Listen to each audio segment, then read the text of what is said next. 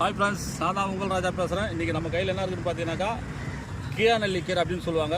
வேறு லெவல் இது எதுக்கு சாப்பிட்றது அப்படின்னு சொன்னாக்கா ரொம்ப எளிமையாக கிடைக்கக்கூடிய ஒரு பொருள். மஞ்சா காமாலை இருக்கிறவங்களுக்கு, பித்தம் இருக்கிறவங்களுக்கு, உடம்பு ரொம்ப ஹீட்டாக இருக்கிறவங்க கண்டிப்பாக இதை சாப்பிட்டீங்கன்னா உங்களுக்கு சரியாக போய்டும். எப்படி சாப்பிட்ணுன்னா, அம்மியில் வச்சு இந்த தழையை உருவி அம்மியில் வச்சு நல்லா அரைச்சி பசும்பால், மாட்டுப்பாலில் 1 டம்ளர் பாலில் இதை மிக்ஸ் பண்ணி காலையில் வெறியும் வயிற்றுல ஒரு 3 நாள் தொடர்ச்சியாக சாப்பிட்டீங்கன்னா மஞ்சா காமாலை கிளியர் ஆகிடும்.